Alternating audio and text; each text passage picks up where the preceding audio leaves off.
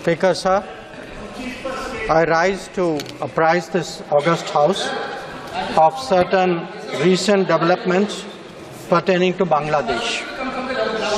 As honourable members are aware, India-Bangladesh relations have been exceptionally close for many decades over many governments. Concern about recent violence and instability there is shared across the political spectrum. Speaker, sir, since the election in January 2024, there has been considerable tension, deep divides, and growing polarization in Bangladesh politics.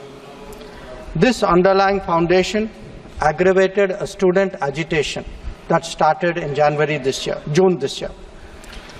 There was growing violence, including attacks on public buildings and infrastructure, as well as traffic and rail obstruction. The violence continued through the month of July. Throughout this period, we repeatedly counselled restraint and urged that the situation be diffused through dialogue.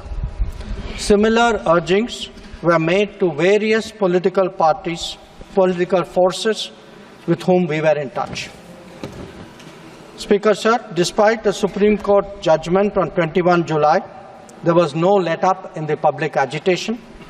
Various decisions and actions taken thereafter only exacerbated the situation. The agitation at this stage coalesced around a one-point agenda, that is that Prime Minister Sheikh Hasina should step down. On 4th August, events took a very serious turn. Attacks on police, including police stations, and government installations intensified even as overall levels of violence greatly escalated.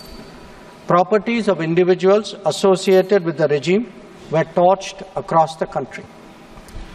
What was particularly worrying was that minorities, their businesses and temples also came under attack at multiple locations. The full extent of this is still not clear. Speaker, sir, on 5th August, demonstrators converged in Dhaka despite the curfew. Our understanding is that after a meeting with leaders of the security establishment, Prime Minister Sheikh Hasina apparently decided to resign. At very short notice, she requested approval to come for the moment to India. We simultaneously received a request for flight clearance from the Bangladesh authorities. She arrived yesterday evening in Delhi. Speaker, sir, the situation in Bangladesh is still evolving. The Army Chief, General Waker-uz-Zaman, addressed the nation on 5th August. He spoke about assuming responsibility and constituting an interim government. We are in close and continuous touch with the Indian community in Bangladesh through our diplomatic missions. There are an estimated 19,000 Indian nationals who usually live there, of which about 9,000 are students. The bulk of the students, however, have already returned to India in the month of July on the advice of the High Commission.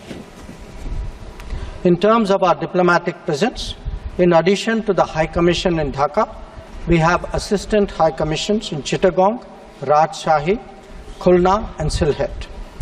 It is our expectation that the host government will provide the required security protection for these establishments. We look forward to their normal functioning once the situation stabilizes. Speaker, sir, we are also monitoring the situation with regard to the status of minorities. There are reports of initiatives by various groups and organizations to ensure their protection and well-being. We welcome that. We welcome that and will naturally remain deeply concerned till law and order is visibly restored.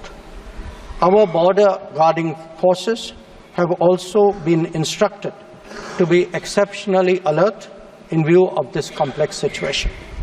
Speaker, sir, in the last 24 hours, we have been in regular touch with the authorities in Dhaka. This is the situation as of now. I seek the understanding and support of the House in regard to sensitive issues regarding an important neighbour on which there has always been strong national consensus. Thank you.